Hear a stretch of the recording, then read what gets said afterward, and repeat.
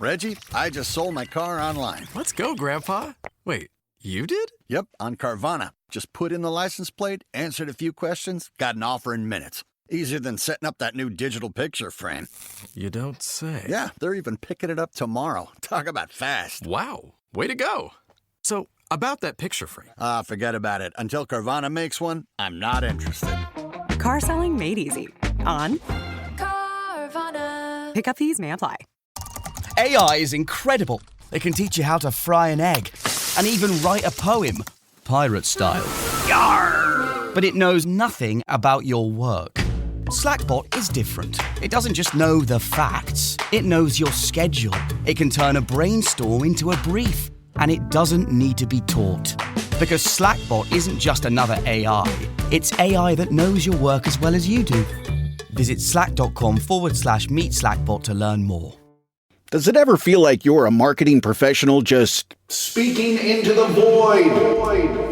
But with LinkedIn ads, you can know you're reaching the right decision makers, a network of 130 million of them, in fact. You can even target buyers by job title, industry, company, seniority, skills, and did I say job title? See how you can avoid the void and reach the right buyers with LinkedIn ads. Spend $250 on your first campaign and get a free $250 credit for the next one. Get started at linkedin.com/campaign. Terms and conditions apply. A twisted new season of The Traitors is finally here. What did I get myself into? The prize, $250,000. I'm gonna lie and cheat and do whatever I have to do to win. If you're gonna come for me, I'll finish you. Shame on you! I'm out for blood. It is like a firing squad. Boom, boom, boom, boom, boom. Let the games begin. Emmy Award winner, The Traitors. New episode streaming Thursdays at 9 p.m. Eastern. Only on Peacock. This episode is brought to you by Stouffer's. Here comes three-time juggling champion Natalia Rogers. She's juggling law school, her TA job. Oh, narrowly catches the laundry. What's that fourth ball? Parents unexpectedly showed up at dinner time? Is that too much for Natalia? Not with Stouffer's Chicken Alfredo and its mouth-watering mix of Asiago, Romano, and Parmesan. When you're juggling four things at once and the clock strikes dinner, think Stouffer's. Do you guys ever worry that we have too much power? Like power station? Like we're too close to a power station? Watch those tendons, boys. That will come up later. I am worried that the 49ers are too powered up. Okay. But I'm saying us, the Illumination, the Illuminarmy. Do we have too much power? Do we wield too much power? Should we abdicate some of our power? What's an example of this? We predicted the Luka Doncic trade that no one else saw, but we did. We did over a year in advance, right? Mm-hmm. Mm-hmm. Okay, all right. That's one. Not specifically that he would be traded, but traded to LeBron's team. Yeah, we had that, yeah. And then last week, with our recording schedule a little pushed back, we go deep on trading Trae Young, and then as soon as I hit publish, boom, done deal. Wait, like literally you published and then the trade broke? Thankfully, nothing we said was contradicted, because that is the ultimate poison in podcasting is you put something out. He'll never get traded. And then it's instantly contradicted and you have to record the emergency pod or wipe it from the airwaves. No, not for us. We hit publish. It happens, baby. Did you have to re-listen to it? Like, did we say there's no way he's going to be traded for CJ McCollum and Corey Kispert? It's crazy. It's crazy that I did not have to re-listen to it. It was so fresh in my mind. Oh, right. Yeah. Well, I was going to say, do you think if we did do that, it would also be representative and illustrative of us having so much power that the dark forces would not want us to be right? They try to prove us wrong by trading Trae Young to the Wizards to make us seem like we're weak and have bad analysis. If he was traded to a place we say he would never be traded, I think that would also prove that we're too powerful. Just to cover their bases. If we're wrong, they're doing it on purpose to contradict us. If we're right, it's because we're so good. Right. So if we were wrong, we would actually be right because they would try to prove us wrong. I like that. Wow. Tom might be folding up his Illuminarmy career as a general and getting into politics, Illumination politics here with that spin cycle that he just put us in. President Illuminati. Wow. President Haberstroh. Now what you gonna do, Mr. Statistician Face Man? So what do you think we should do about this Ja Morant situation? Should we make him get traded by discussing his trade right now, or do we want to test our power? Do we want to flex a little bit and say he's not going to get traded? Before we do that, I want to take the victory lap gather around me if you will, open up those third eyes. All the way back at the beginning of the season, when things weren't going right, and Ja was clearly not happy with the offense, I said, he's out of there. He's gone. They've given up. And Memphis, the Grizzlies, we're not trading Ja. And all these Memphis Grizzlies fans and media people said, Ja's not in discussions. I'm like, guys, you changed your offense. You didn't even talk to your star player.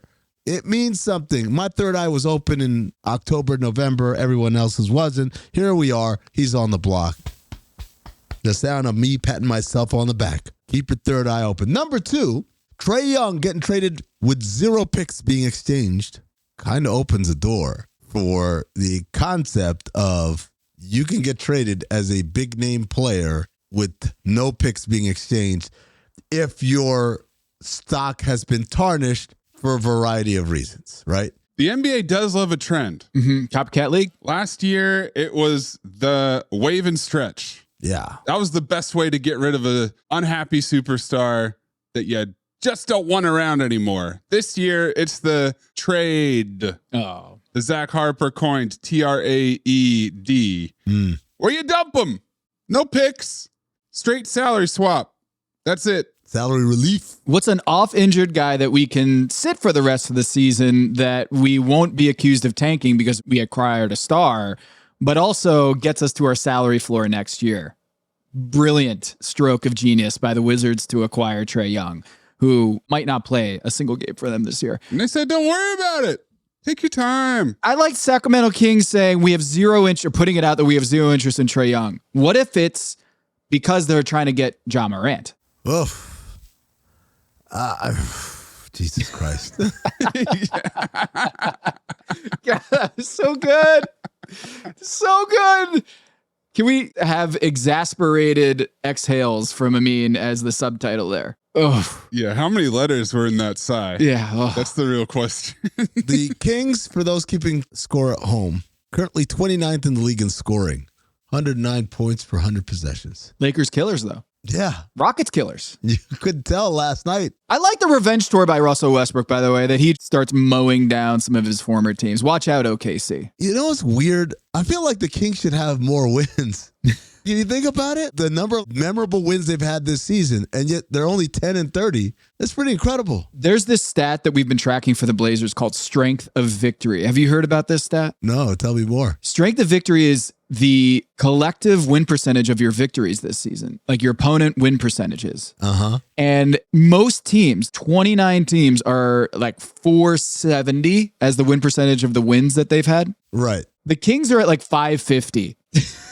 The Kings have the best, by far, the best strength of victory in the NBA. And part of that is that they don't have that many wins. So the wins that they do have are skewed towards those really good teams. They haven't beaten a bunch of bad teams, which is part of the equation. That's all it takes. So for those keeping track at home, again, they beat the Lakers last night, 124-112. Their second straight win because they beat the Rockets 111-98. Then all the way back December 27th, they beat Dallas 113-107. Not a great win. They beat Houston 125-124 December 21st. They beat Miami 127-111 on December 6th. November 24th, they beat Minnesota 117-112. They beat Denver 128-123 November 22nd. They beat Golden State 121-116 November 5th. They beat Denver, Minnesota, Houston, and the Lakers. Milwaukee. It's good teams. Shout out to them. Their only wins over bad teams are against Utah and Dallas. Which is crazy, which means every other bad team they play beats their ass. Ja Morant, come on down. My assignment. Uncover why the association inspires more conspiracy theories in volume and salience than any other U.S. sport. So you've heard of the Illuminati. The truth is out there, but so are lies. Your eyes can deceive you. Don't trust them. The NBA has always been controlled by about 8 people. Denial is the most predictable of all human responses. If you're only using 10% of your brain, you don't even know that you're using 10% of your brain. The NBA Illuminati. If coincidences are just coincidences, why do they feel so contrived? The Illuminati. But you start to follow the money, and you don't know where the f*** it's going to take you. It is unspoken. They have influence among other players. The NBA Illuminati. I don't have time for your convenient ignorance. Maybe I'm a conspiracist now as well. That's all it took. Oh, we got books, we got schools. You saw a video on YouTube. My eyes, sir. You've never used them before. We are the Basketball Illuminati.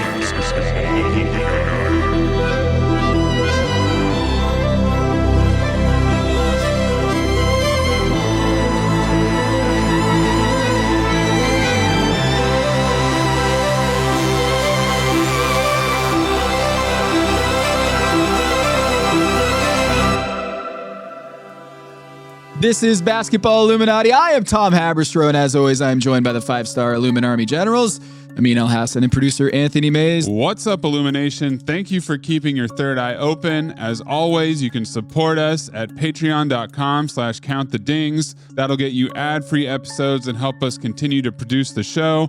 Also, check out our YouTube page at Basketball Illuminati. You can watch our Truth Teller interviews and Do You Believe episodes there. Please subscribe and continue to show your support. Thank you. Later in the program, we'll have the return. I would say trilogy, but... Return of the Stotts. Return of the Stotts. Revenge of the Stotts. Which one of those has Darth Vader in it? Both. Both. Okay. Well, if you wanted Star Wars talk, you've come to the right place. And if you wanted NFL conspiracy talk, you've come to the right place. And if you want to learn why hyperextension is not an injury, you've come to the right place. And if you want to know who is the most injured player since 2005, you've come to the right place. Different types of injuries, not length of injuries or number of games missed. Actual injuries. Jeff Stotts of InStreetClothes.com is joining us once again, a perennial truth teller on this program. But first...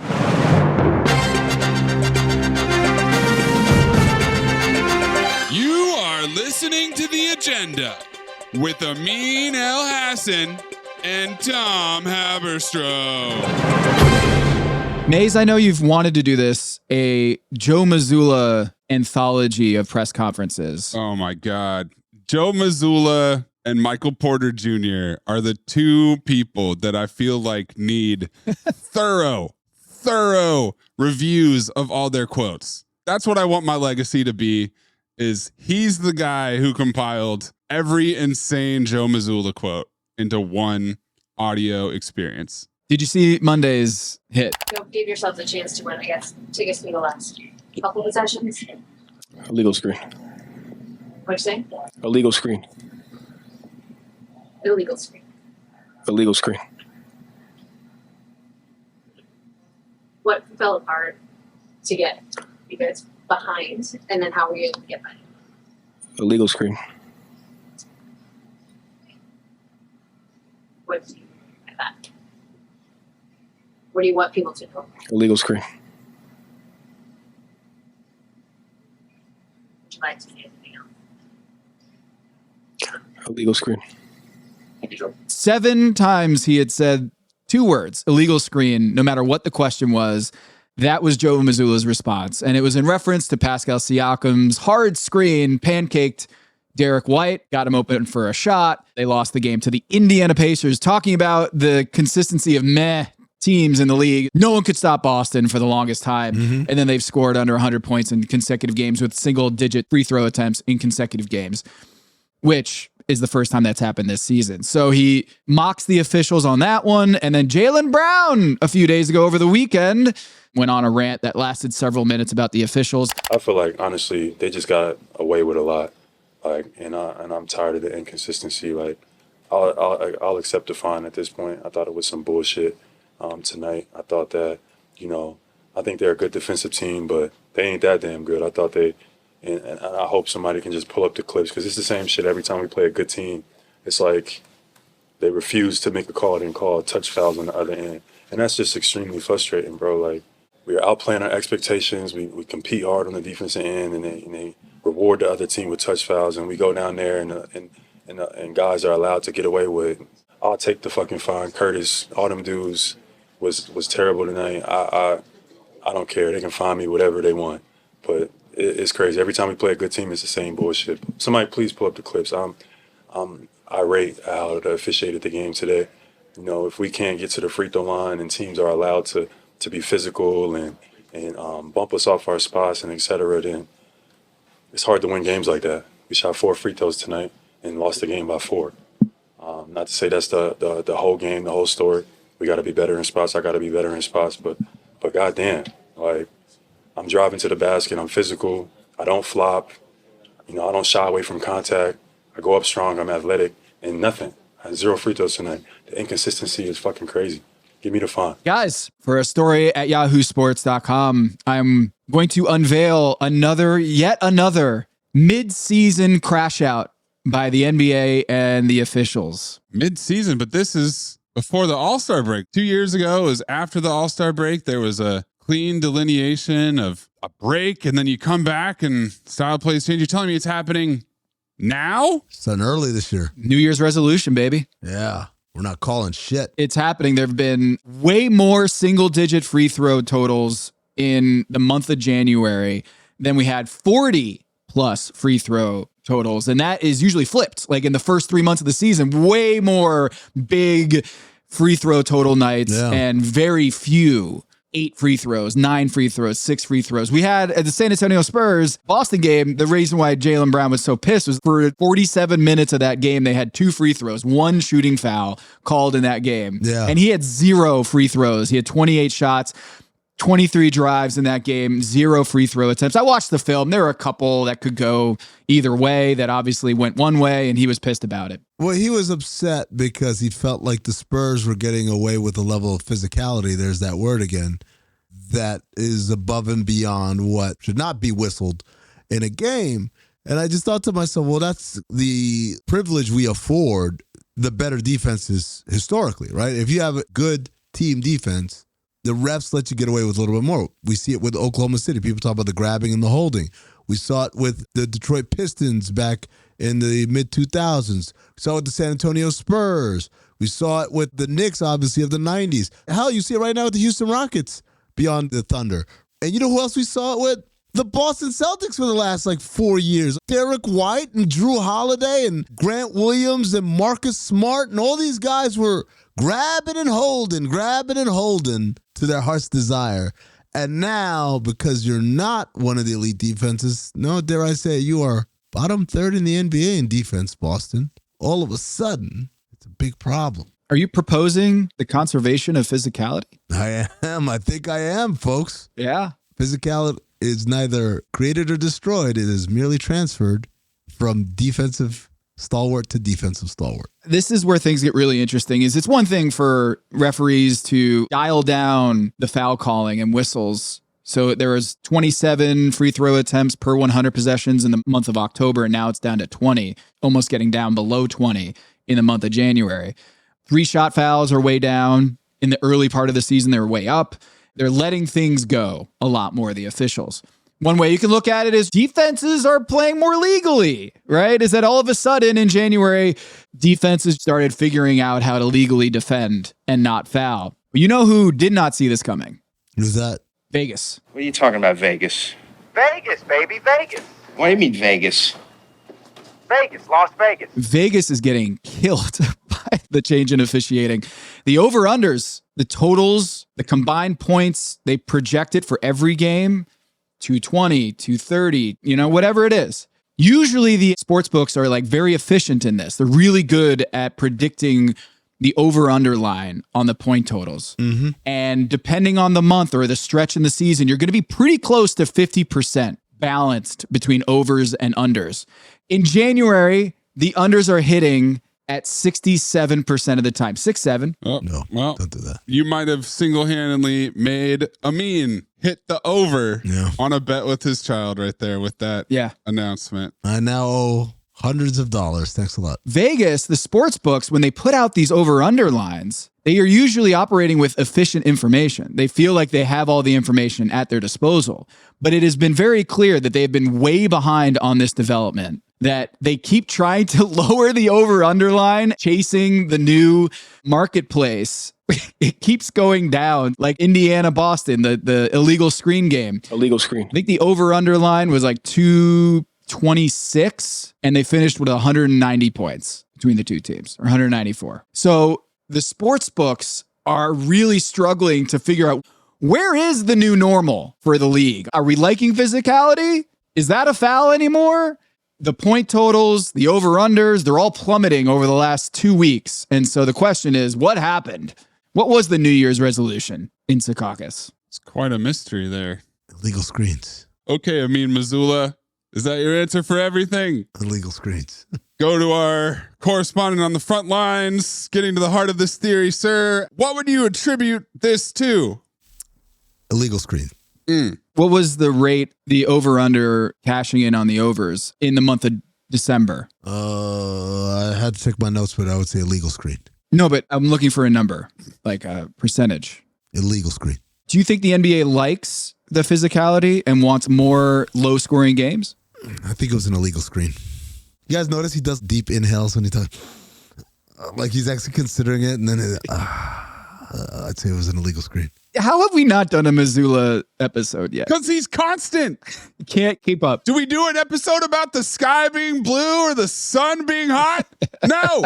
I'm trying to convince my wife to, we obviously have a dog, but I'm trying to convince her to get a wolf that just kind of roams the area of our house, as like a kind of extra layer of protection. But apparently the trainer said that another guy had one and it turned on him in the middle of the night. And I was like, he didn't have a good enough relationship with him. Well, are we going to do an episode about electromagnetic fields and low-frequency electromagnetic fields? Because I feel like everybody else is doing an episode on it, so we should probably do that with an actual expert who knows what he's talking about. Jeff Stotts, this week's truth teller, joining us from, what's a Star Wars planet? Jakku. From Jakku. Revenge of the Stotts. Did I nail it? Sure. Now that the holidays are over, you might be feeling like you got a big spending hangover. The drinks, the holiday food, the gifts. My God, the gifts, it all adds up. Luckily, Mint Mobile is here to help you cut back on your overspending on wireless this January with 50% off. That's 50% off. Wow, 50. Unlimited premium wireless. I switched to Mint Mobile sometime last year, right? Months and months and months ago. I still get asked about it. Am I really saving all that money? Yeah. It's incredible, and the network is just as good as it was before. Mint Mobile's end-of-year sale is still going on, but only until the end of the month. Cut out Big Wireless's bloated plans and unnecessary monthly charges with 50% off 3, 6, or 12 months of unlimited. All plans come with high-speed data and unlimited talk and text delivered on the nation's largest 5G network. That's right, you're not doing weekend minutes anymore. It's not the 20th CB. Use your own phone with any Mint Mobile plan and bring your phone number along with all your existing contacts. You don't have to re-put anybody in there. Cheryl's in there. Johnny's in there. Don't worry about it. Again, I use it. I'm so happy I switched over. This January, quit overspending on wireless with 50% off unlimited premium wireless. Plans start at $15 a month at mintmobile.com/dings. That's mintmobile.com/dings, D-I-N-G-S. Limited time offer, upfront payment of $45 for 3 months, $90 for 6 months, or $180 for 12 months. Plans required $15 a month equivalent. Taxes and fees extra. Initial plan term only. Greater than 50 GB may slow when network is busy. Capable device required. Availability, speed, and coverage varies. See mintmobile.com. Hello, listener. It's producer Maze here to talk to you about Quince Cookware. Now, if you're like me, you spend a lot of time in the kitchen. And whether it's whipping up a quick breakfast or trying to master that dinner recipe, quality cookware is a crucial part of the cooking experience. And let me tell you, this stainless steel 3-quart saute pan from Quince is my new favorite pan. It controls the heat so evenly, and it's super easy to clean. Quince has everything you need to upgrade your kitchen. From stainless steel and nonstick frying pans, to chef-quality knives, to sophisticated flatware and European linen napkin sets for your table. And the best part? Like their clothing, Quince's cookware is half the cost of similar premium brands. By partnering with top artisans, Quince cuts out the cost of the middleman and passes the savings on to us. And they only work with factories that use safe, ethical, and responsible manufacturing practices and premium fabrics and finishes. I love my Quince saute pan so much, I'm looking up new recipes to cook with it. So why don't you make a New Year's resolution to give your kitchen essentials the upgrade they deserve with cookware from Quince? Don't wait. Go to quince.com/dings for free shipping on your order and 365-day returns. Now available in Canada too. That's QUINCE.com/dings, DINGS, to get free shipping and 365-day returns. Quince.com/dings. Listener, you've got places to be. Let's say your hair's thinning up top. You have time to go to Turkey and sit in a waiting room for some hair loss treatment? Of course not.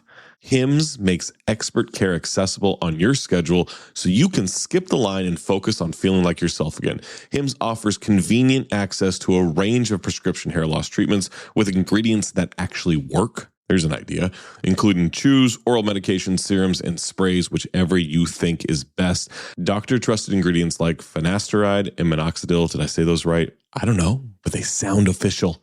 Can stop further hair loss and regrow hair in as little as 3 to 6 months. It's like almost no time at all. You shouldn't have to go out of your way to feel like yourself again.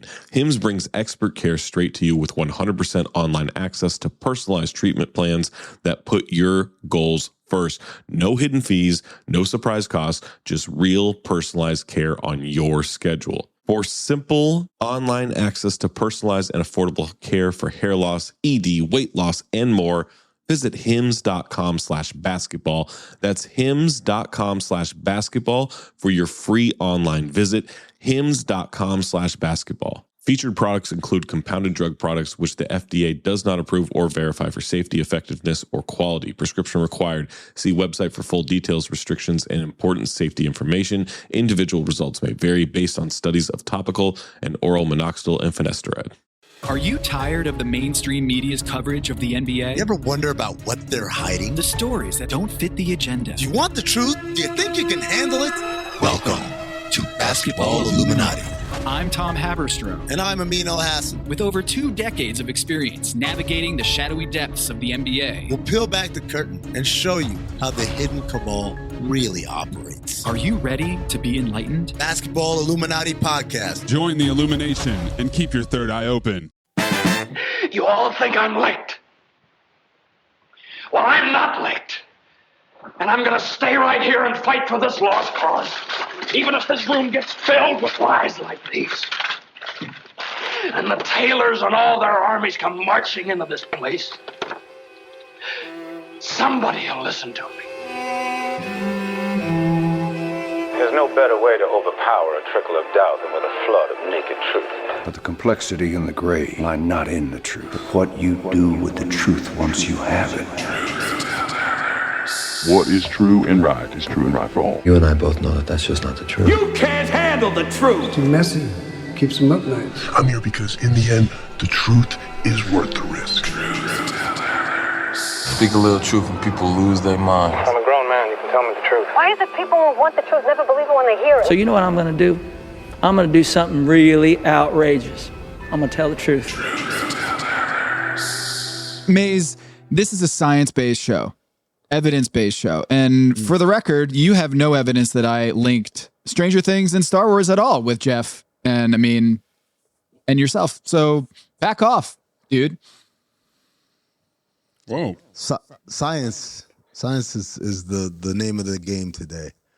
Because there's been an internet thing where we are simultaneously dismissing science and then creating our own science to explain things. And it always tickles me. Like, when do we believe science? When is it? Is it when a kook comes around and says, I have the answer? That's what we believe science? Well, I mean, a long time ago, all scientists were regarded as those kooks who came around and waved their finger in the air and said, I have a theory. I discovered this thing. Because science, it started more akin to witchcraft and wizardry, you might say, than actual learned scholars at universities reading leather-bound books. Jeff, are you ready to leave yet? Are you?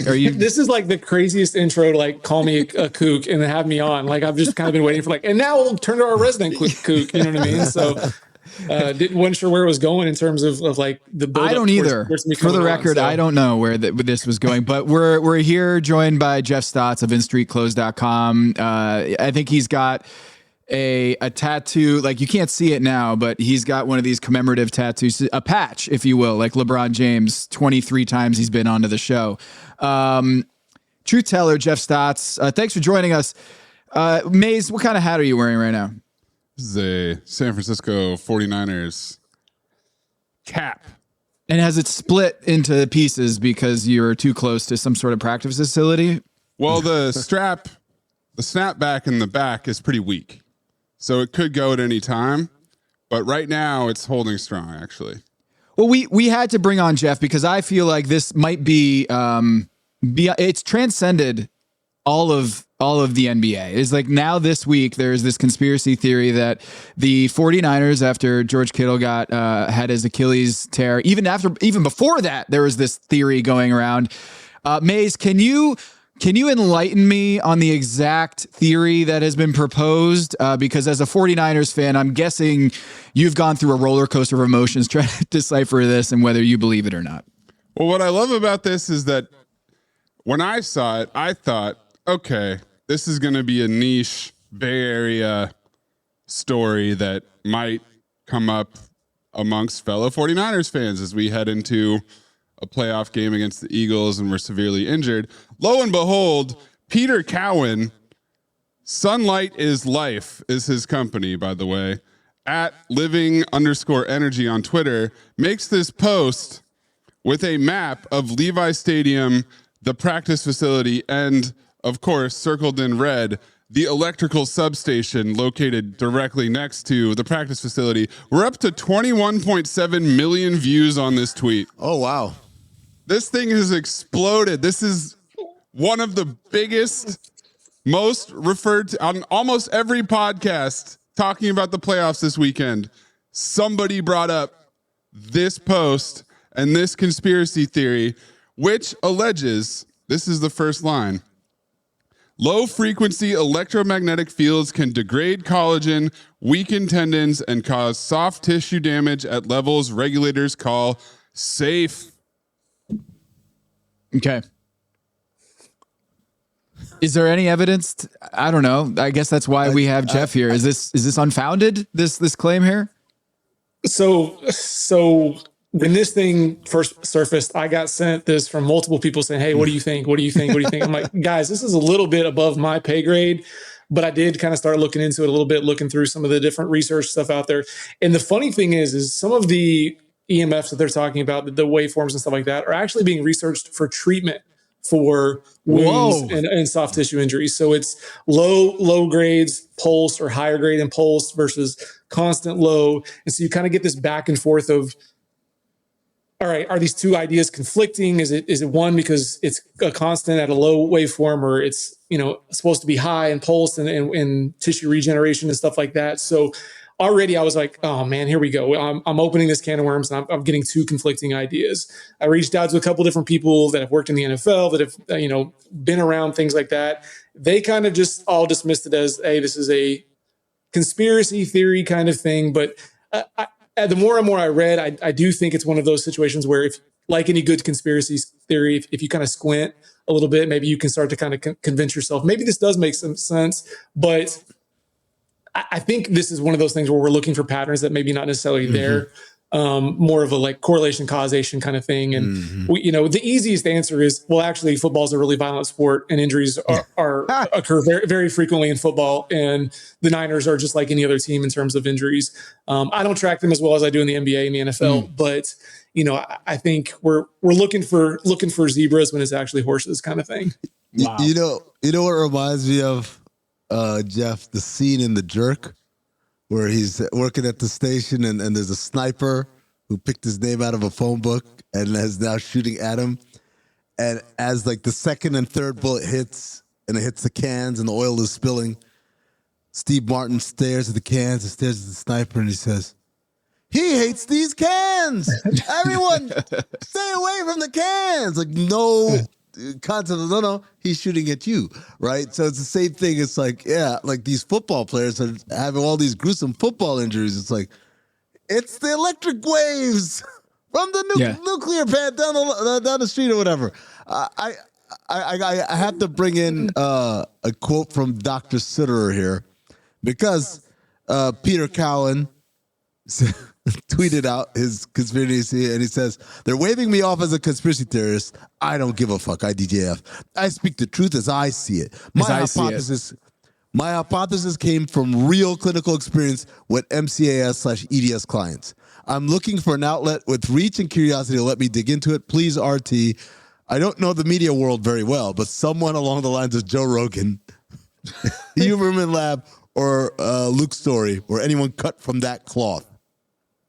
And so Dr. Sitter says, quote, someone along the lines of Joe Rogan, have to appreciate the confidence to go straight for the king of podcasts as an outlet to spread this theory. How do you equate the pro-tendon healing evidence of pulse EMF with the lack of any credible peer-reviewed evidence for negative effects of spending no more than probably 10% of your year in the vicinity of a power station? You're asking people to agree with a theory that has zero quantifiable evidence. We can't prove it wrong or right. And this brings me back to the basis for all this shit. It's like, people think research is you sitting on YouTube. It's in our intro. Or reading an article. And it's like, they don't understand clinical research is like thousands and thousands of trials and tests, and you got to write, and it's got to get published in certain journal. And then like, it's all the levels of complexity behind having a scientific theory be not even proven, just be accepted as a theory, are so vast and so complicated that the idea that someone said, as I see it, is kind of hilarious. Amin, so it sounds like we need to spend hours and hours and have thousands of people peer review this to really find out what's going on here. It sounds like, as everyone has acknowledged, we don't know either way. But we do know that Peter Cowan went down to the practice facility with a Gauss meter and showed off Gauss meter readings. That's fact. I don't know what does that prove? So that there's just there's a lot of Gauss there. Lots of Gauss. We metered a lot of Gauss. It's very Gaussy around their practice facility. Can we just dig into this 10% thing that Dr. Brian Sitterer, who's been on this program and friend of Jeff Stotts and co-pilot on a lot of this stuff. 10%. So yeah, the theory is that their practice facility is close by, but I guess how are there concrete walls involved? Like, are there walls that these waves can penetrate through in the practice facility? Like, what is the science of these low frequency EMFs? I mean, I think, and that's what Brian's trying to say is, what is the level of exposure, right? It's clearly not going to be consistent. It's not like you've got a beam aimed at each one of these guys as they move. How often are they at the practice facility? Where are they in the practice facility? Where is the field in regards to what's going on? And from my understanding, the Gauss meters readings were still within acceptable quantities in terms of they were elevated, yes, but still within acceptable quantities according to people that make those regulations in play. Maze, you're not satisfied. You think this is, until we have a power station next to every football stadium and practice facility, you're not going to be satisfied with the answers you're hearing. Well, clearly we need a control. Okay, we can't just have one team in the league that practices next to an electrical substation for some god-awful city planning reason. We need to put an electrical substation next to every team's practice facility and see if that evens the playing field. I think here's the crazy part. I think the Cardinals aren't too far away from an electrical substation. Aren't too far or directly next to? I mean, they're not directly next to, but they're also not. It's not like miles and miles away. It's fairly close. For what it's worth. Is the inside of that Niners hat lined with foil? I mean, that's my question. Is that really what we're trying to do? I took it a step further, Jeff. I went under the dermis. We're going above the skull, under the skin on my scalp. Insulated aluminum foil. But all right, you guys don't want to talk about my cockamamie my theories, my wild, unproven, unpeer-reviewed theories. Let's dig into something that Amin and Jeff, you guys know a little bit more about, right? Which is training staffs, right?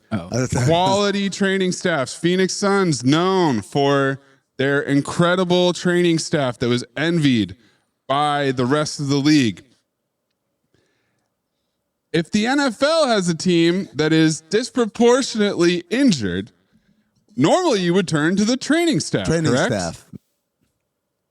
A lot of times, yeah, absolutely. So if the 49ers training staff has not come under fire for their disproportionately injured team, if their training staff has been replaced and we have a new training staff and the injuries persist, how do you address that as an organization? I mean, well, then I start looking at the facility itself, not where we're located, but like the type of turf we're using, the general construction of what we're dealing with, along with our scheduling. How does that differ / similar with everyone else's scheduling? I mean, there's a bunch of things I would check off before I get to, is the power plant across the street shooting lasers into my best player's tendons? Well, maybe our man Peter Cowan has checked all those things off. Right. Yeah, sure. He seems like a guy who's done extensive and extensive research. I want to shift from this. Actually, no, before I shift from this, I forgot to give you the third eye open on this, because you called it, Maze. A bunch of players start getting hurt for a team. Who's usually the first culprit that everyone points a finger at? Training staff. Training staff, right? So who would benefit from having a massive conspiracy that shifts blame away from the training staff? Do we need to see who the investors in Sunlight is Life are? There you go. Because I'm gonna tell you right now, the money. I saw this in real time happen this week on the Levitard show, where Mike Ryan said there's an internet theory that's completely unfounded that the Indiana Hoosiers are somehow stealing signals or something like that, and that's why I think they've intercepted the first or second pass of a team 4 times this season, which is an absurd rate, right?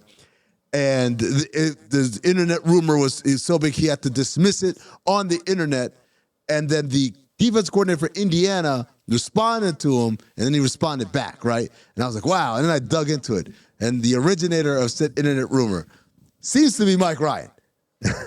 Yeah. He created it, and then he dismissed it and set this whole thing off. So I'm thinking maybe, just maybe, that the cause and the effect come from the same individuals. But I want to talk about something else. I don't want to do football Illuminati today. I want to do basketball Illuminati with Jeff Stotts about something he knows very well about, which is NBA injuries. You have the most extensive injury database known to man, which is, that's got to feel pretty cool, right? Like, to know, you are the guy. 8 billion people on Earth. Yeah, when I started building this, I knew I wanted to be the NBA injury guy, but I didn't think I would be sitting here with you guys talking about injuries and be confident enough to talk about the extent of which I have and the database and things. I guess just continually develop. I looked at it this morning, and I have I think it was 33,000 entries over. I've crossed, and I'm getting close to having that. I mean, and it's just like to think that I've logged each one of those and the amount of time that's gone into the database is just, it's taken me places I've never thought when I kind of sat down and essentially built a spreadsheet to start and then, start using it to do exactly what I like to do. And that's educate and figure stuff out and talk injuries with you guys. It's pretty cool from a standpoint of where it's taken me and what I've been able to do with it, for sure. So with that backdrop, I feel like you are more uniquely equipped to answer this question than any person literally on the face of the earth. Is Anthony Davis the most varied injured human being to ever play in the NBA? Not most injured, but most various injuries causing him to miss time. He's up there. I'd have to go look through the exact. Kobe was a guy I always come back to that had a ton of varying injuries, fingers, shoulders, his Achilles, obviously. He's had a lot of stuff that was kind of not remembered in a lot of ways, because obviously we remember the Achilles and things like that, and the rotator cuff tear that kind of ended, but he played through a lot, And I started to look through, Like a guy like Embiid has had a lot of injuries, missed a lot of time, but it's all been kind of foot, a lot of foot stuff. But AD has got to be up there in terms of variety for sure, because it's been, I put something out there when he suffered his groin strain that it was like his 13th groin related injury in his career, and like that number kind of who among us was eye popping to a lot of people. And then when he hurt his hand recently, I was like, surely there's not and sure enough, he had like 5 or 6 left hand injuries, and including he's doing cycles now. Is that what you're telling me? it's crazy. And like the frustrating thing with AD is, yes, he has this variety, and his numbers, the number of injuries and events that I've recorded for him are second only to LeBron. So, and that makes sense from a standpoint that guy has played for 23 years, according to the patch, right? So wait, can you say that again? Can you say that one more time? So AD is he's the second most number of injuries I've recorded behind only LeBron. Wow. Despite having played literally half the number of years that LeBron has played in the league. So yeah, absolutely. And so one of the things that I try to make people understand with my database, so any player that has played from 05, 06 to yesterday is going to have a disproportionate, something in my database. Mm-hmm. Now, what I did do is for every guy that is in the database, I went ahead and did log their career. So a guy like Kobe or LeBron who played before the switch, and that's why I picked that 05, 06. That was when we switched to the day-to-day inactive list. And before that, it was you would have rookies end up on the inactive list for ankle sprains, and they'd be out 5 games, and you can't get a good gauge of how long an injury actually kept someone out. But every time I did log a player, I logged their career to have a full, complete snapshot of that player. So I've got injuries for Kobe that are not included in the data set for the data, but I do have them marked for Kobe. Same with LeBron. His career wasn't quite as long before that shift, but he played in both eras of injury reporting.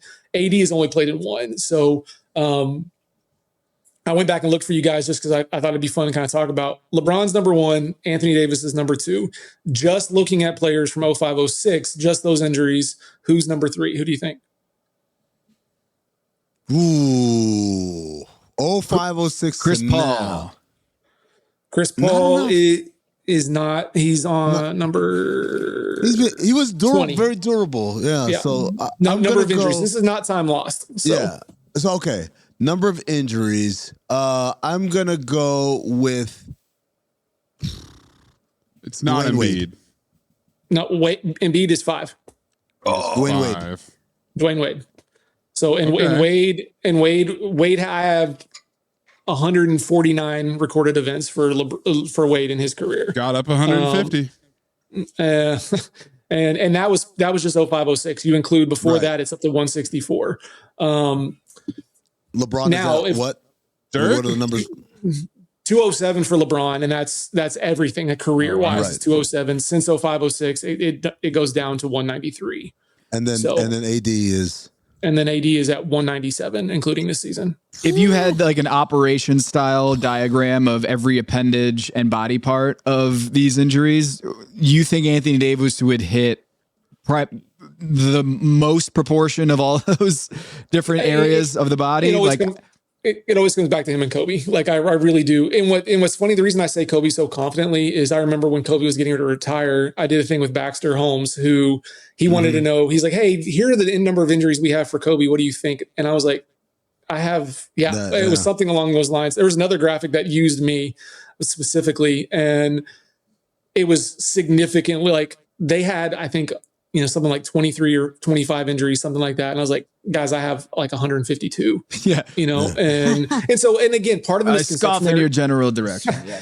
Some of that is because people don't count an injury when it didn't result in lost time. So, but that doesn't mean it didn't happen, right? Like one of the things I always reference is like nobody talks about it, but LeBron had a benign tumor removed from his jaw during his playing career.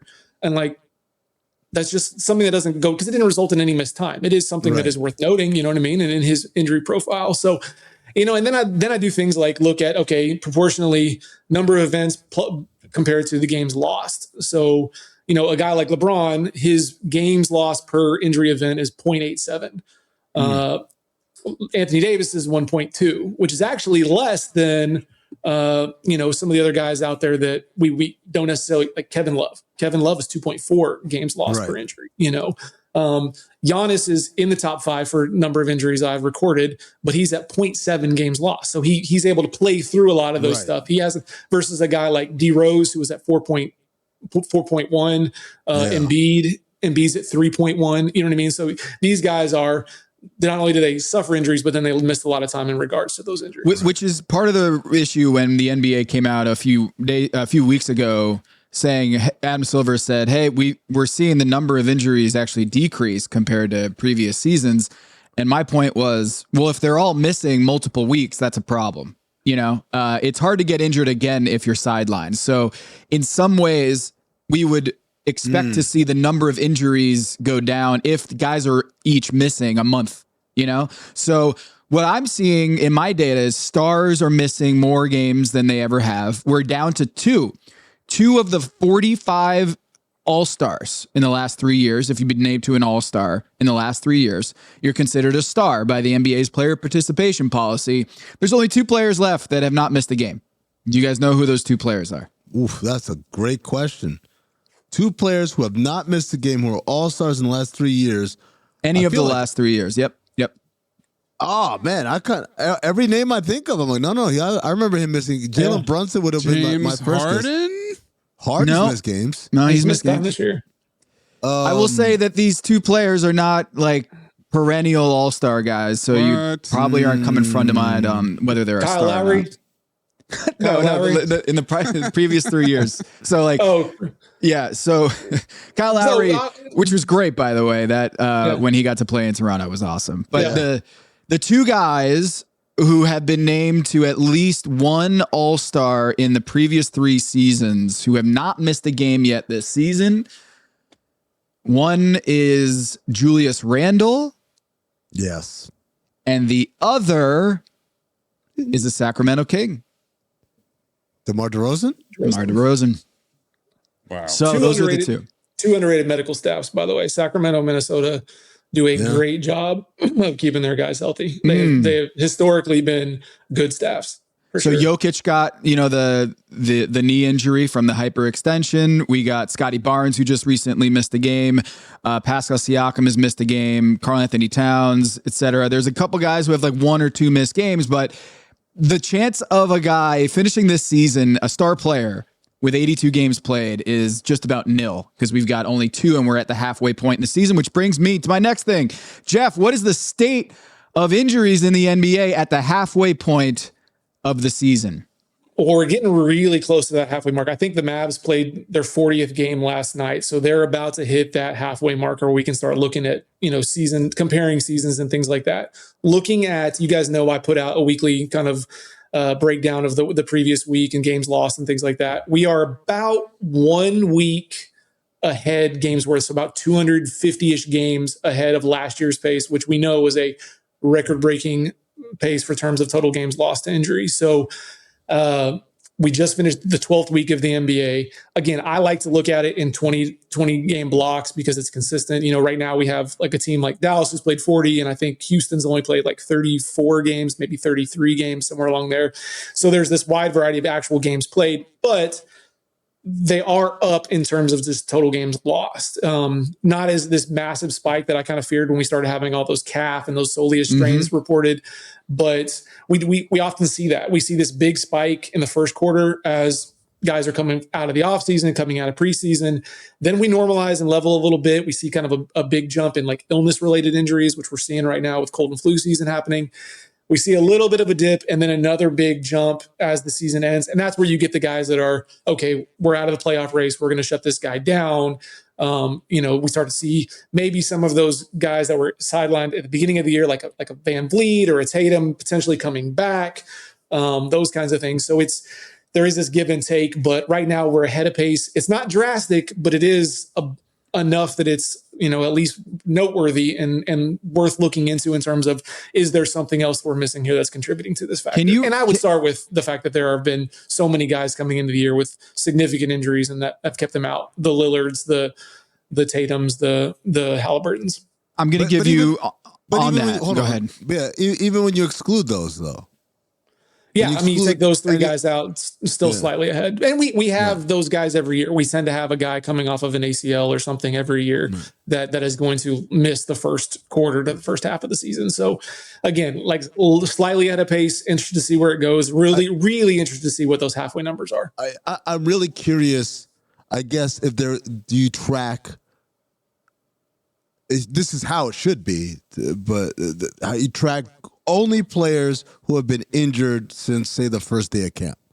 So, meaning if Grant Williams and Mo Wagner just came back, I don't feel like their missed games should count against this season because they came in. Same thing with Lillard, Halliburton, Tatum. I feel like if we're talking about our injuries up, we're talking about guys who got injured during the 25-26 season. And I would start it, I guess, maybe camp isn't fair. Maybe I should start it from the off season. But the idea that someone is coming in, grandfathered in with an existing injury, I think that might skew the numbers as far as how we're trying to think about are things worse now than they ever been. Yeah, and I do keep up with that. That's one of the things I can look at. I haven't yet from a standpoint of, again, we kind of always dismiss is maybe a strong word, but do say that's always kind of baked into the numbers anyway. We have 3 or 4 guys coming in. The ones that really throw it off is the guys that suffer an injury, season-ending game 1. Julius Randle, who we talked about, his first rookie season, he played 1 game, broke his leg, and was out for the year. Jeremy Lin a couple years back tore his patellar tendon, I think. Hayward, obviously the big infamous Hayward ankle. Yeah. We haven't really had that this year, actually, now that I think about it. We haven't really had a ton of knock on wood, new season-ending injuries. And like last year, we had the Achilles injuries in Indiana where Wiseman and Isaiah Jackson tore theirs pretty early on as well. So, I'm trying to think of season enders that we've had so far. Have we, can you rank for me the likelihood in your mind of guys, big names have the ability to return this season, the chances that we see them at the end of this year? I'm going to start with DeJounte Murray, tore his Achilles January 31st of last year. I haven't heard anything, but it seems like he should be coming back. It's been a calendar year almost since he came back. There's Jason Tatum, Damian Lillard, Tyrese Halliburton, and what was the 5th one I wanted to hit here? Kyrie? Yeah, Kyrie. Yeah. Who do you think gets to the floor soonest, or do you think any of them will track to play this year? So probably I would say Tatum as the most likely of that group to come back. All the reports seem to be super positive. Boston is excelling and that they're playing for something. So they have an opportunity to bring him back in a very unique fashion. I think we've heard Lillard say he's sitting out this season. So I think he's obviously off the board. I think Van Vliet would I maybe put number 2 on there. It's a little bit different than an Achilles. It's an ACL. I think that team is likely to be playing later into the season for something. So the likelihood of him coming back is probably pretty high. I did a thing with Tim McMahon. We looked at, fastest recovering ACLs and things like that. And if Van Vliet came back, he would be on the quicker end, but not one of the fastest. Very comparable to Danny Green, who suffered an ACL tear the final game of the season and returned to play. It was his last game with the Sixers, and then he came back the following season. I think it was like 260 games or days, something like that. I don't think we see Halliburton this year simply because they're not going to run the risk of doing anything. And then Kyrie's kind of right there in the middle because it's really interesting to see what Dallas is going to do. There seems to be positive reports that he's going to play, but what is in the best interest of the franchise and his health? Does it make more sense to just, hey, let's give you some additional time and, turn our focus to next year? Again, I don't know what they're going to do with AD if the hand injury completely changes all their plans and things like that. So it'll be interesting to see what happens. It's football season, and you can now get almost anything you need for game day delivered with Uber Eats. What do we mean by almost? Well, you can't get a running back delivered, but you can get baby back ribs delivered. A strong defense? No. A strong deodorant? Yes. A six-pack of abs? Nope. Six-pack of beer? Yes. Get almost anything for game day delivered with Uber Eats, official on-demand food delivery partner of the NFL. Order now. Alcohol 21 plus and in select cities. Product availability varies by region. See app for details. Año nuevo, los mismos Extra Value Meals en McDonald's. Ahora te puedes llevar 2 snack wraps y papitas y una bebida mediana por solo $8. Solo por tiempo limitado. Precios y participación pueden variar. Los precios pueden ser más altos en Hawaii, Alaska y California y con entrega. Going back to AD, it's a hand injury, and the reporting is if they go non-surgical, it's about 6 weeks of recovery. If they go surgical, it's months. I hadn't seen any specifics as to what that injury is. If you don't know, or if you don't know, can you? I don't want to say guess, but like given the parameters of that recovery, what does it sound like? What kind of injury does it sound like it could be? So they've said it's ligament, that he tore a ligament in his hand. So we know it's a ligament. We don't know what finger. We don't know to what extent, and that really it is his offhand, which is good from a standpoint of, he could do a little bit more. The difference for me is it hand, which is like right here, right? Or fingers. So not the metacarpals, but into here. If it's a ligament here, probably 6 weeks. If it's one of these where it's really affecting his mobility, maybe it's a little bit more extensive. And that I know they were going to visit a hand specialist and have an update some point later this week. So hopefully that's encouraging. At least we get some more details. I don't even know what part of the hand it is. They've just been saying hand. I've seen them say it's hand, and then it's listed as finger. So it's a little bit of, and like watching the play, I saw some reports. Does he get stuck in the jersey? Which there is a thing called jersey finger, and that's like a tendon tear or mallet finger. But I don't even really see that in the replay. Like I looked from I thought he potentially broke his metacarpal the way he kind of got it sandwiched in between himself and Markkanen. And then when they said, okay, it's ligament, my guess is it's probably a ligament rupture or tear, and it just depends on what they opt to do and in terms of stability in the hand and mobility as well. Right. I ruptured my ulnar collateral ligament years ago, like maybe now it's coming up like 7 or 8 years ago. But the surgery, the recovery on the surgery wasn't months though.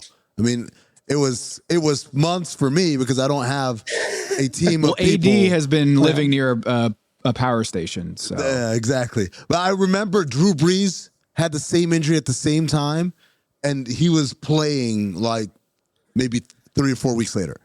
And that's where I looked at nondescript hand injuries that were ligament tears that resulted in surgery. And I think it was 6 weeks is kind of where, and like, if you want to stretch that to 8 weeks, can you actually say, oh, well, that's 2 months. Okay. Maybe we're talking about, that's where they're using months in there.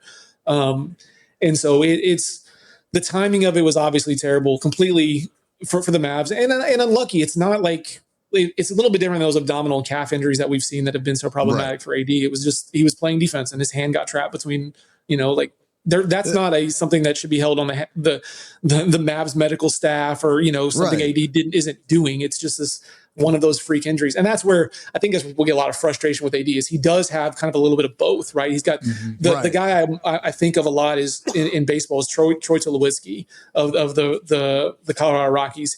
He had a bunch of soft tissue injuries and then he also like broke a bat and it like splintered into his hand and he missed a lot of time. So it's like there's this balance of injury prone, which I hate that term, and then also just unlucky.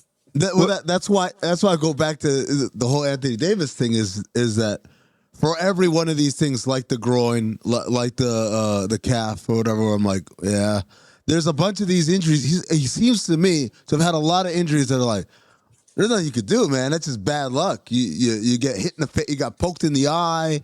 Or we got this with Gordon Hayward, right? Where it was like he was deemed injury prone, but a lot of them were just like freak hand or finger injuries. It's hard to parse the two.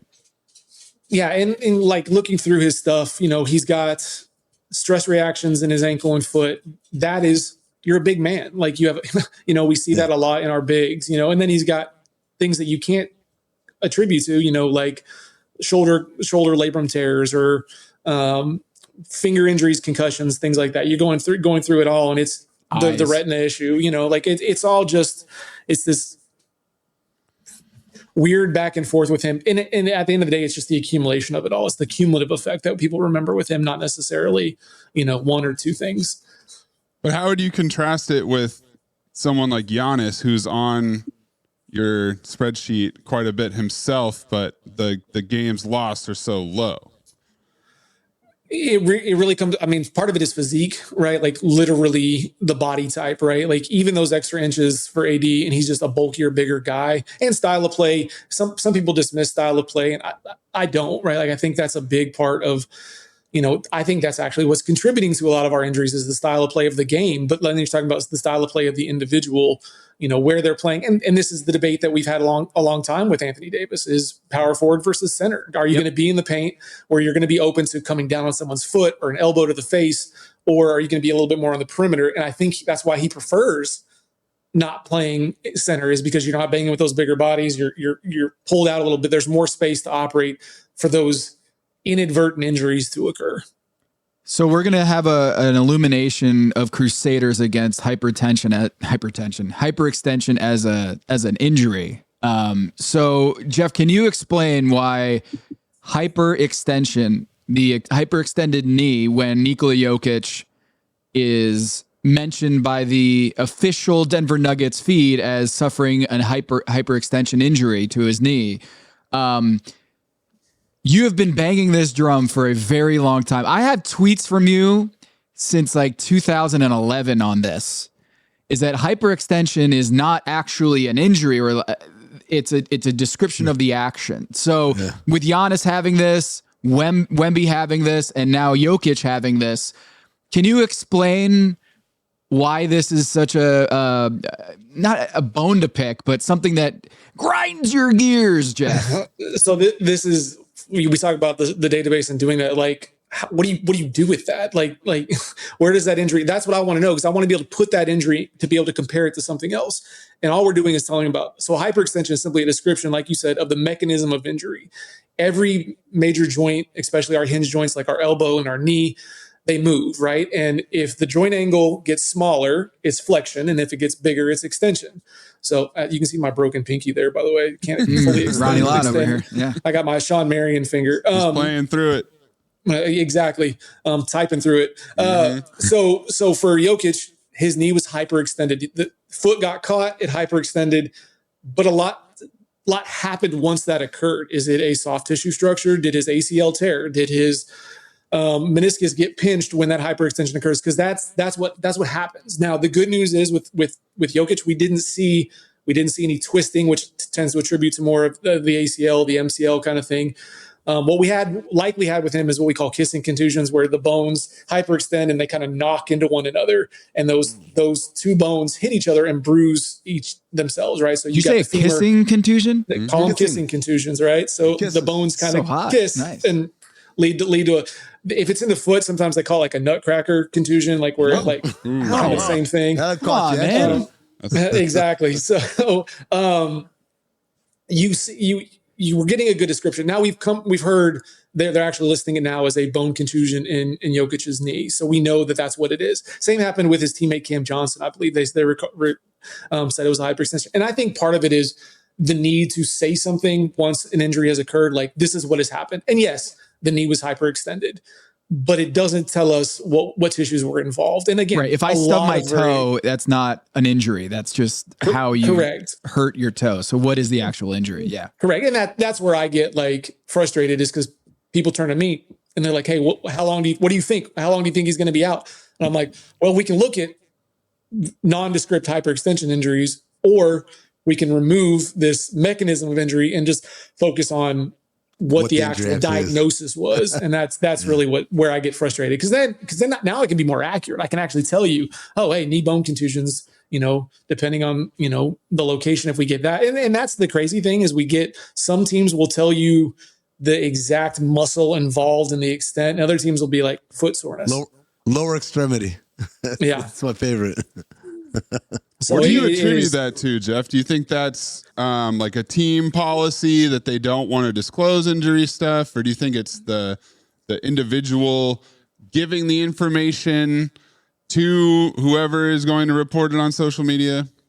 I think it's probably a little bit of both somewhere in there. I think if the player doesn't want it, they can try to be as vague as possible. Hey, please keep this vague. Yeah. If they don't really care, they're not like there have been plenty of examples. Like I think DeMar DeRozan. suffered go ahead, Amin. No, I was going to say Embiid is the one where the Sixers literally walk on eggshells anytime they have to disclose an injury of his because he gets very upset. And then the guy like DeRozan, when he was in Toronto, he suffered a groin strain, and they gave you adductor, longus, tendon. They gave you the specific muscle group, special muscle in that muscle group. And we are seeing that a little bit more. The soleus strain has become super popular. We're seeing a lot more people reporting that. I think it's just more people are comfortable reporting that. And in years past, it might have just been a calf strain because that's one of the muscles that make up the calf. But it really is just team policy. I think there is some teams that believe it's a gamesmanship thing. Hey, we want to be as vague as possible for competitive edge kind of thing. And I think it's other teams that are just we're going to be as transparent for our fans as we can be. That is relevant. Some teams don't care, and then it just kind of go from there.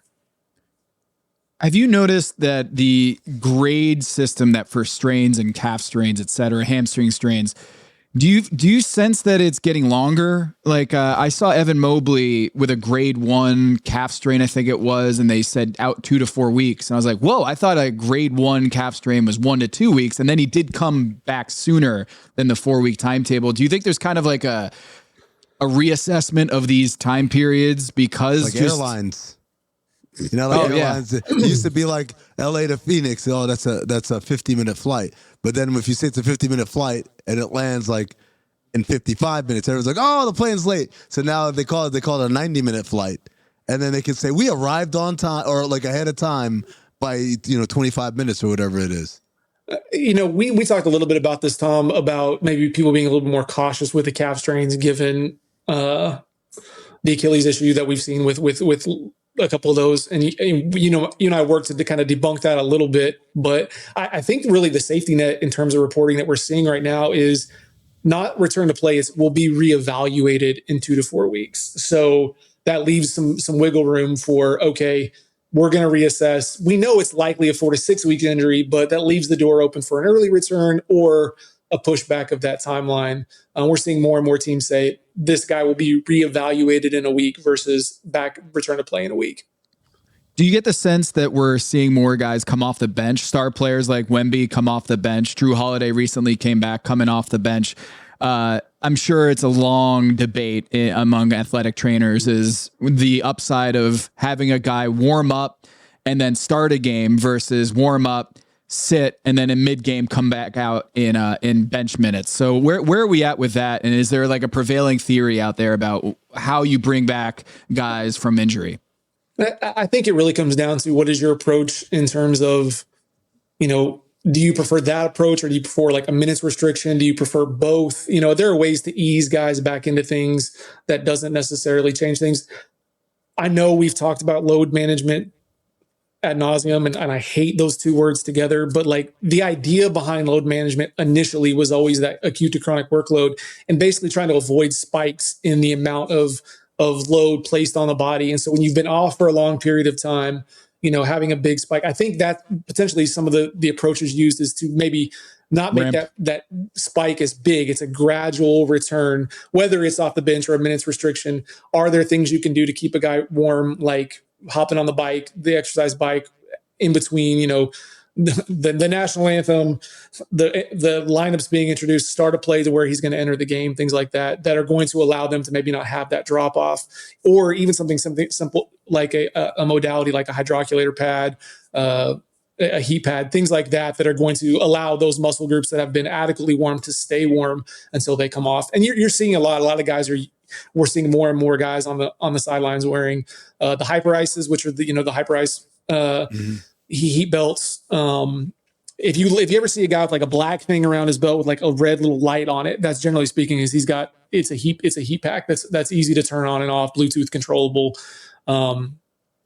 I use them on my athletes. They're portable. They're easy to use. You don't have to pull the thing out of the hydroculator and find the elastic wrap and stuff like that. So there are ways you can keep an athlete. I think it really comes down to personal preference in terms of what the player likes and what the individual medical staff likes and what the plan is moving forward. Yeah, I think we saw that with beyond Wemby. We saw LaMelo Ball also come off the bench.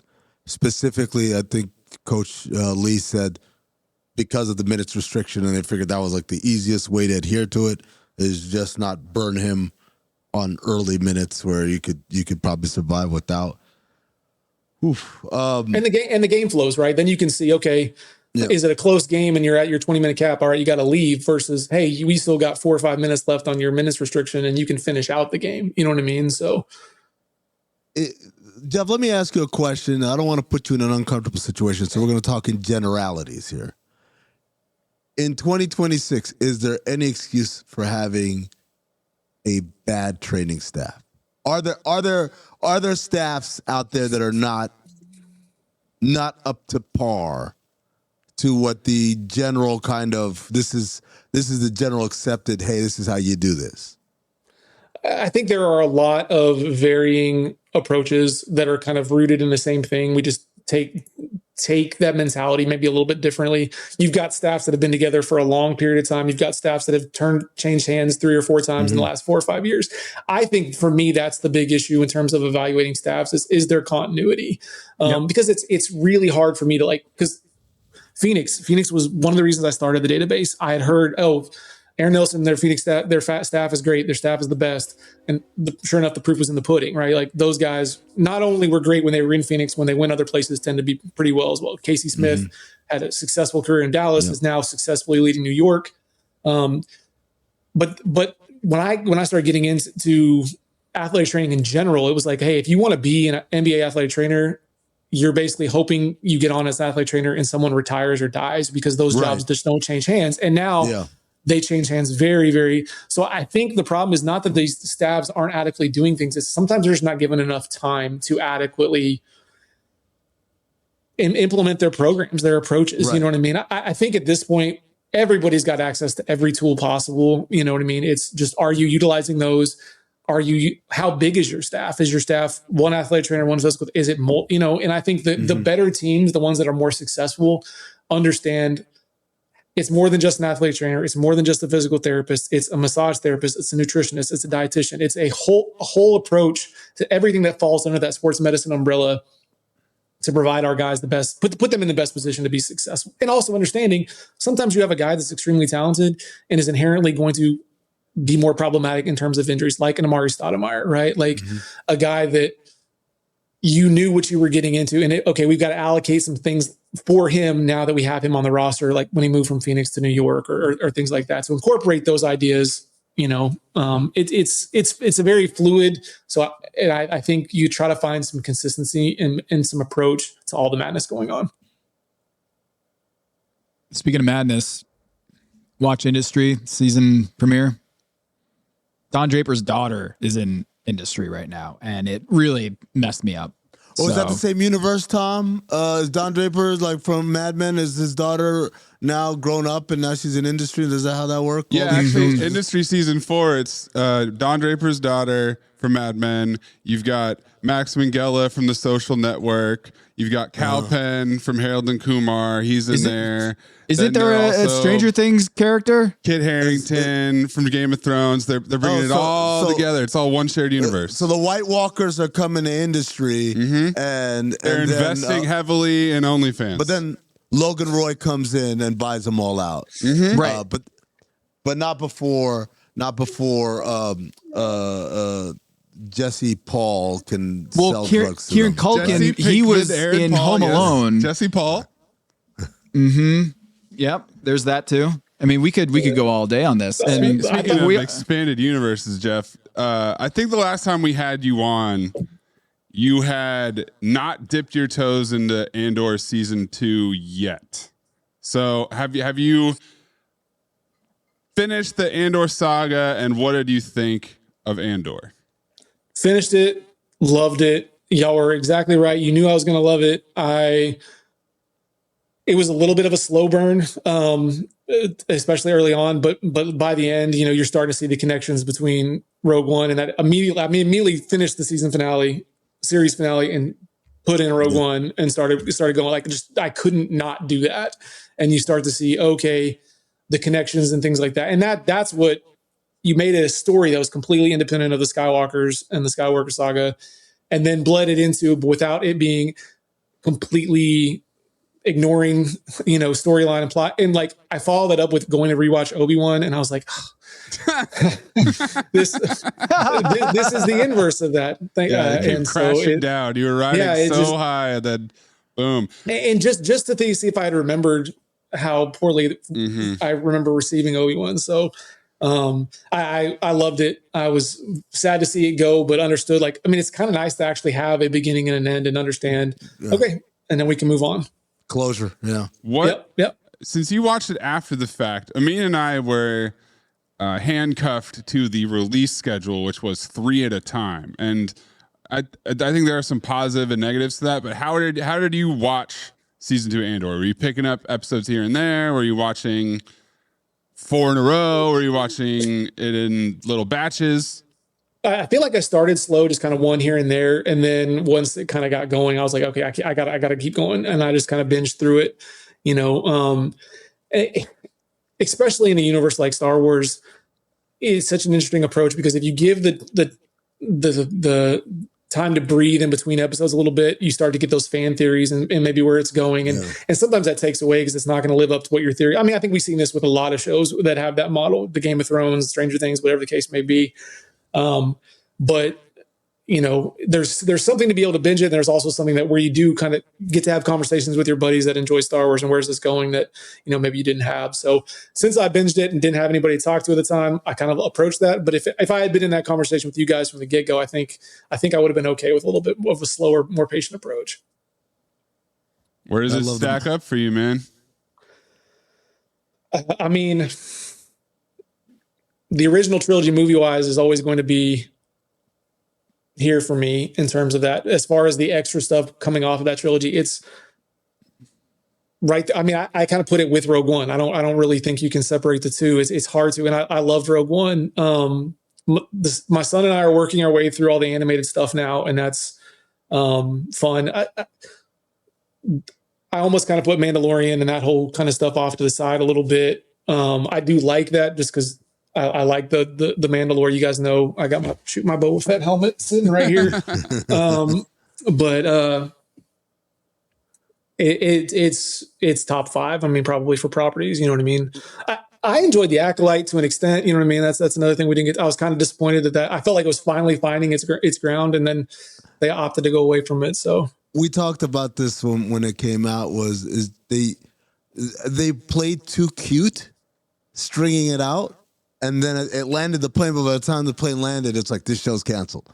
Because it was I think that they had paid off some more stuff earlier as opposed to drawing it out the way they did, which is kind of how I felt about Ahsoka. They drew it out way too long. I'm like, no, get to the good stuff, and now we can set up cliffhangers at the end. But they spent too much time kind of just like trying to be mysterious.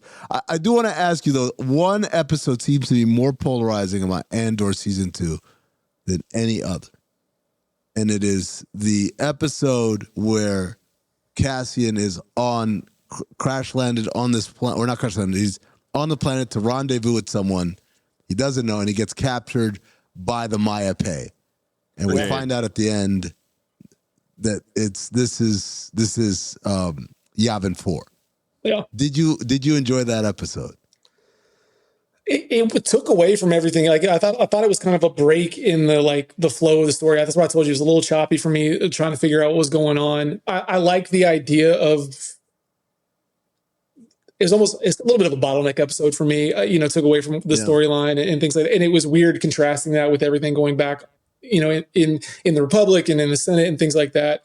And you just like didn't really know how and then it didn't go anywhere other than, okay, by the way, it was Yavin 4. You know what I mean? Like, I liked it. I liked it a lot. I liked it a lot because we find out the reveal at the end. It's like, oh shit, that's the planet. That's how they found Yavin 4 or whatever. But I also liked it because it showcased, not everyone in the rebellion is like brave and courageous and smart. They had dumbasses too. And I love the idea that just these dumbasses are in the woods shooting at each other, not knowing what the hell they're doing. I thought it gave it kind of a dose of realism in the same way that like Cyril and the bureaucracy of the Empire was like, This is how a lot of this shit goes, man. It's not just like, I'm evil and I will destroy everything. It's this people doing things. Oh, well, this is what you haven't filed the F-54 form and da-da-da. And like, and that kind of obsession driving Cyril to like chase down Cassian. And you get that last scene on Gorman where he says this whole big speech and Cassian's like, who are you? He has no idea who he is. Yeah. What? And that was one of those, like, I didn't know where it was going to go. And then like, I loved that payoff. You know what I mean? Like it seemed like it had just dragged on. I was like, okay, I just don't know how they're going to land the plane with this storyline. And then it was like, oh, that was really well done. Yeah. So for sure. Some of the properties I wish would just be a movie rather than a show and a multi-episode thing. I think you cut down some of that, like Ahsoka. If Ahsoka had been a movie, which is why I'm intrigued by the new Mandalorian Grogu movie coming out, is like maybe that won't be, it'll be more direct, kind of what we were talking about. Yeah.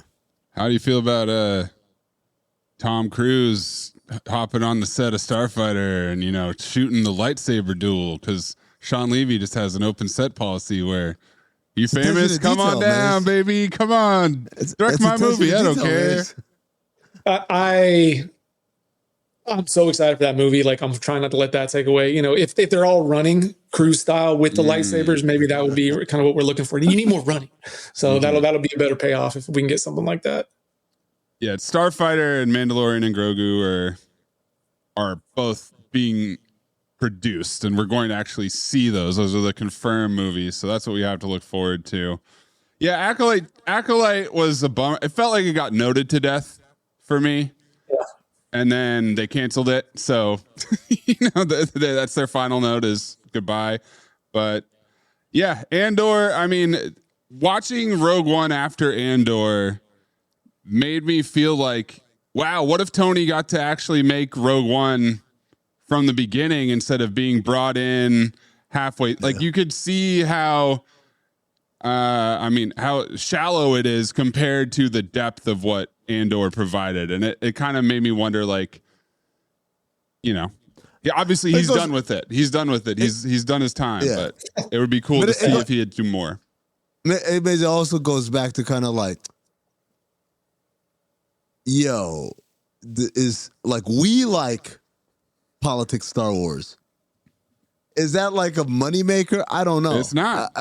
I think it might have been a better movie and it would have been less successful, perhaps, because people want to see lightsabers. That's the end. People are like, where are the lightsabers at? Except for Tom.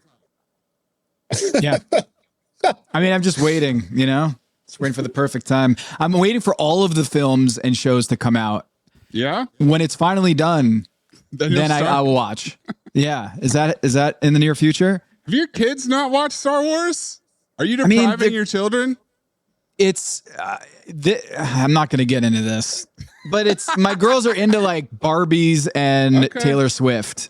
And on the occasion that the boys come over and hang out, yes, Star Wars comes up more often. Okay. But, yeah. So it's not your fault, is what you're saying. We forgive you. I just blame my daughters. That's really what it is. Even though I grew up with brothers, this has nothing to do with that. Okay. Yeah. What else, Jeff?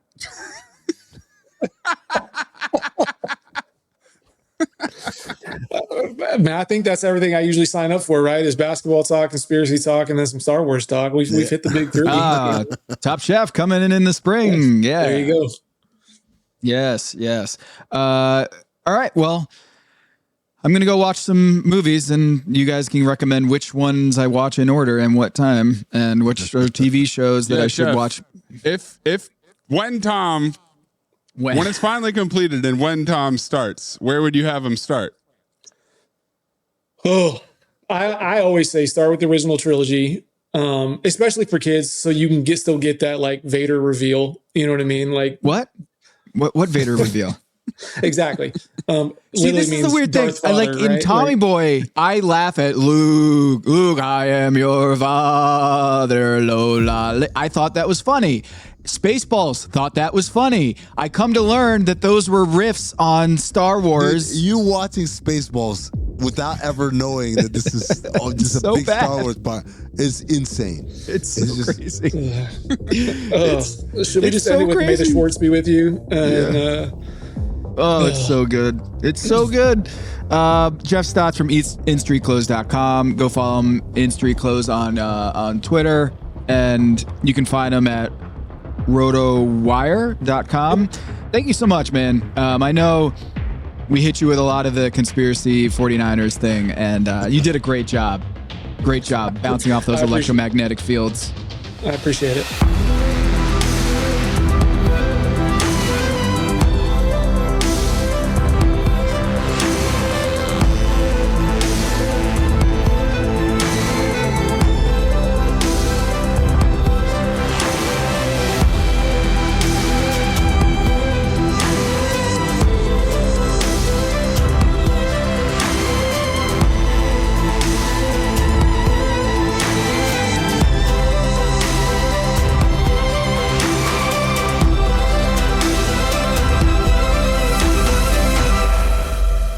Guys, one more thing. I did do some research. Amin did his own research. Because the Hornets beat the Thunder on January 5th, 124-97, beat their ass. And then 3 days later, lost to the Pacers, 114-112.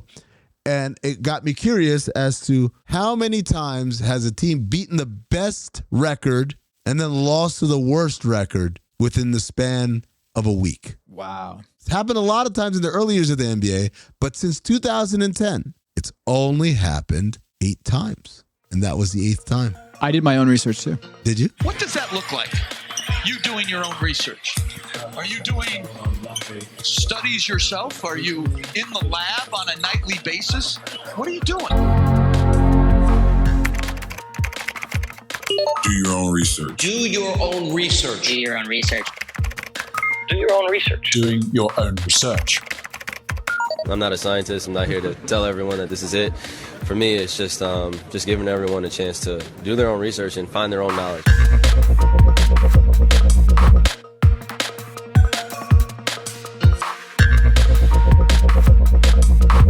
Last week was the first week of the season that we had no undefeated teams. Speaking of Charlotte beating OKC, every week we have at least 2 undefeated teams. Go 3-0, 4-0 that week. Mm-hmm. And last week we had 0. As of the TomTheFinder.com title tiers that I posted on Monday, go check it out at TomTheFinder.com. The Thunder had the league's longest win streak at 3 games. 3. I'll do you even one better. Whoa! It's a research off. Research off to Utah Jazz. They lost to the Charlotte Hornets by 7,000 points. They gave up 150 points to the Charlotte Hornets. And I know what you're thinking at home. You're saying to yourself, oh, that's a bad defense. You're right. The Utah Jazz is the worst defense, not only in the league, but it's the worst defense statistically in NBA history. They broke the record set by the 2024-25 Utah Jazz, but they broke that record from the 2023-24 Utah Jazz, who at that time had statistically the worst defense in the history of the NBA. Ladies and gentlemen, the Utah Jazz are in the middle of a dynasty. Of every year breaking the record for worst defense ever 3 consecutive years in a row. Getting deja vu. Did we do this? Did we do this? I think we did this last week. Maybe you should re-listen to it like you didn't do for the last week's episode.